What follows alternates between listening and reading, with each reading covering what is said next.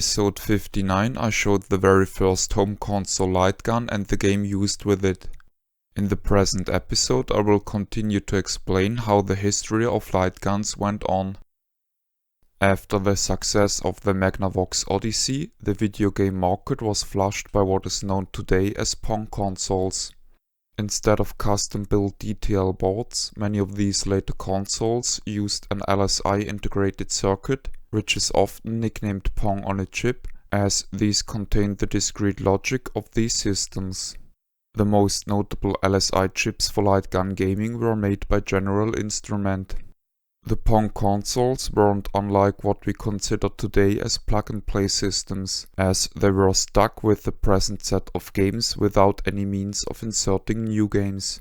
Notable Pong consoles with light guns of that era were the Epoch TV Game System 10, Philips Videojeu N20, the Binatone TV Master Series, the Coleco Telstar Series, and the Radio Shack Scoreboard Series.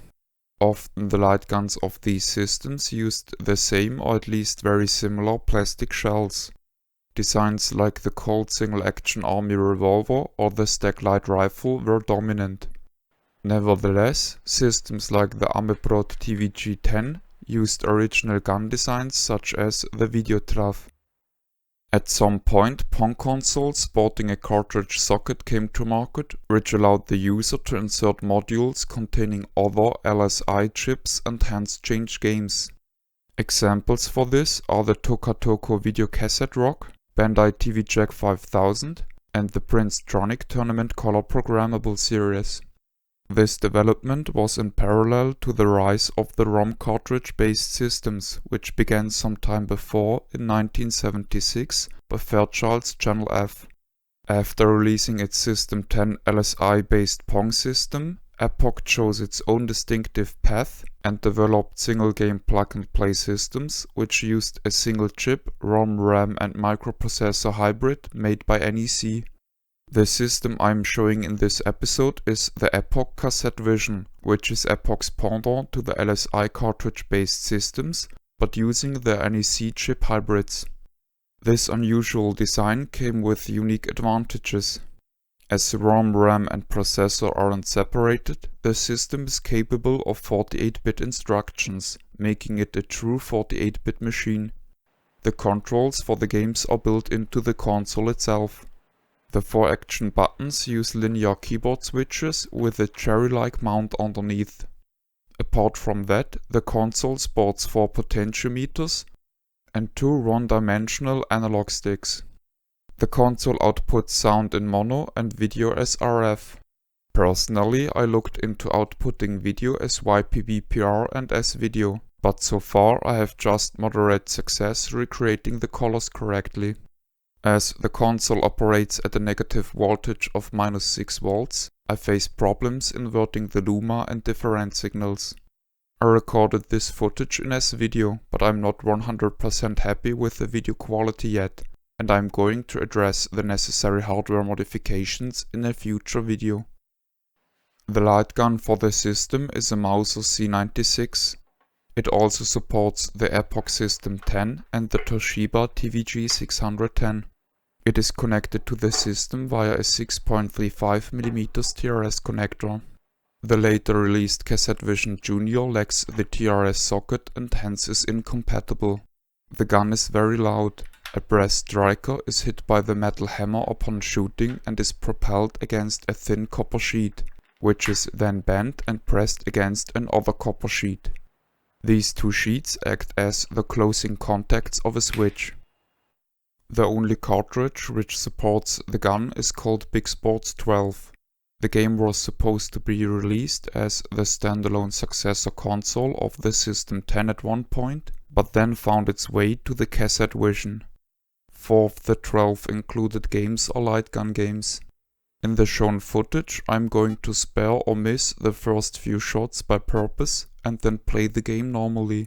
All these shooting games give the player 15 shots to achieve a maximum of 15 points. In the first game, a square bounces on the screen.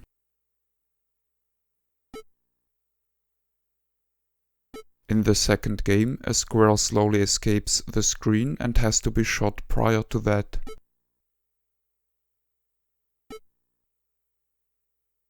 In the third game, a square randomly appears and disappears on the screen. There's no penalty for allowing the square to fade.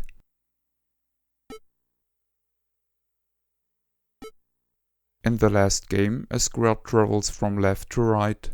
Like before, the square has to be shot before it escapes the screen, as the trial is counted as a miss otherwise.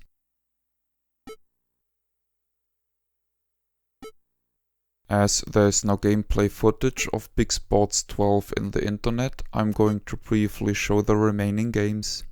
One game is a pong game for 2 players only. Each player has 2 paddles. The next game is similar, but there is a dotted line in the middle of the playfield which repels the ball. In order to achieve points, the player has to obtain the face-off first. One game is a cooperative 2 players match of squash. The players are distinguished by size. Another game is football themed. The next game is again squash, but this time it is competitive. In the next game, the player tries to shoot a falling green bar with a torpedo-like object, the trajectory of which can be steered. The next game is similar, but this time a dotted wall may stop the projectiles. Another game has a similar wall scrolling down the screen.